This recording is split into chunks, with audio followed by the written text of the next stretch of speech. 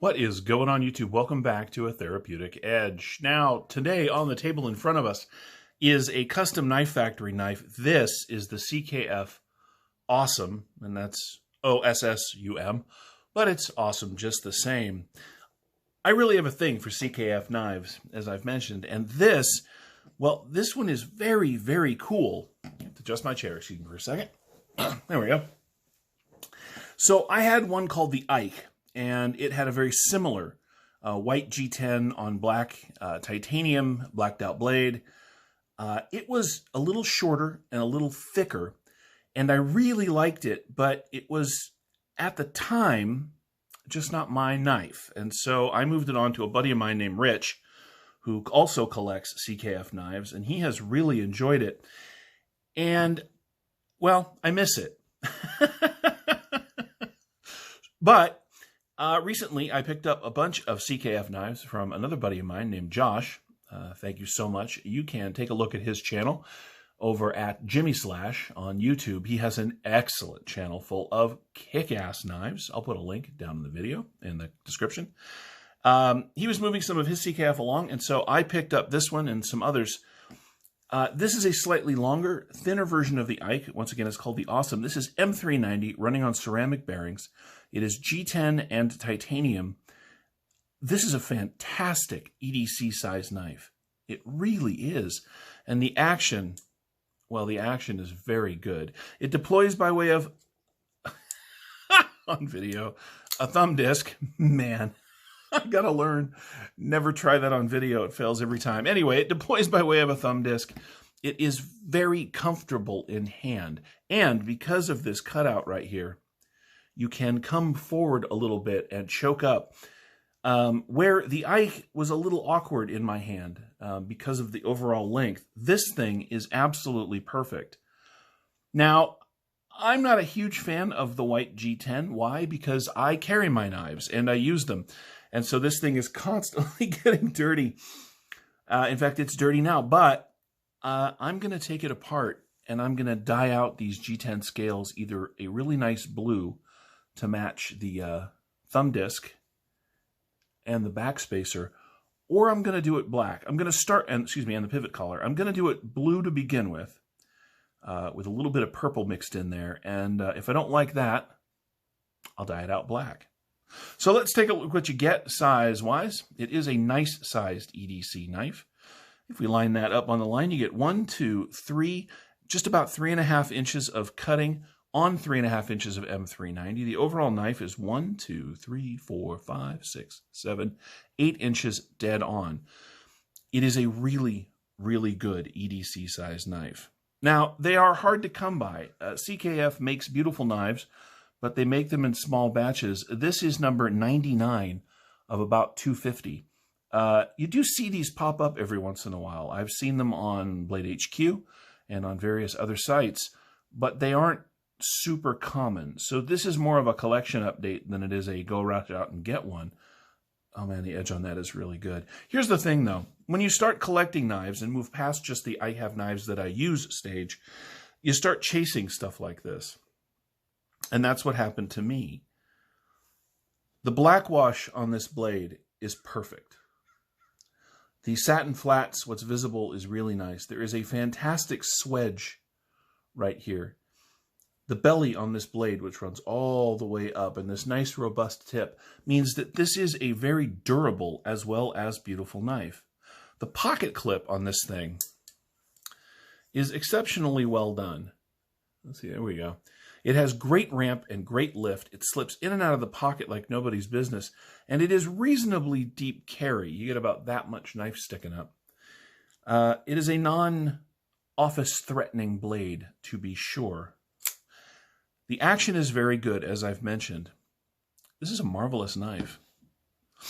Let's do some size comparisons before we do the blade thickness and weight and all that. Here it is against our old friend, now old friend, the Benchmade Bug Out.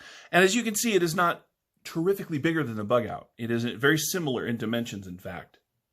And what I mean by that, of course, it is a bigger knife, but it's not a beast. But it is, as you can see, offering considerably more cutting area. It just has more handle to grip onto, but not by it's not enormous compared here to the Bug Out.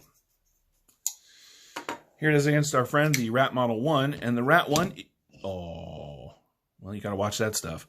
The Rat 1 is just a bigger knife, right? Very much so. In fact, it's about an inch, a full ½ inch or a little more bigger. That's because it's just a bigger knife. You get very similar cutting area, a little less handle. This rides the pocket in a much more neat and orderly fashion. Here it is against the Ritter Hogue.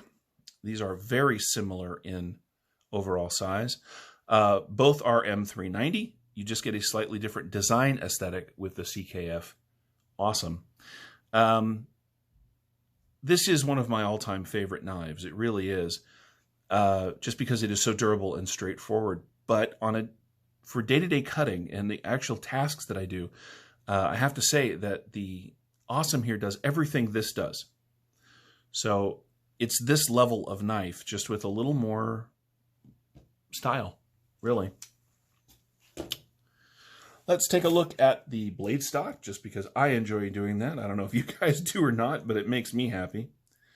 There we are on millimeters. That is going to be a little harder to get to, isn't it? Well, if we come at it from this side, there we go. 3.7 millimeter thick blade stock, so it is reasonably thin to begin with, and so it comes to a very, very nice slicey edge. It is thin in the pocket. It is, at its thickest point here, just over a ½ inch. Oh, excuse me, there. Just over a ½ inch. So 8 inches long, a ½ inch in the pocket, 3.5 inch blade. 1, 2, 3. Yeah, 3.5 inch of cutting. This is really just about that perfect EDC size. But let's see how much it weighs, because people care about that stuff. I kind of don't, but I know you guys do. So we'll take a look together.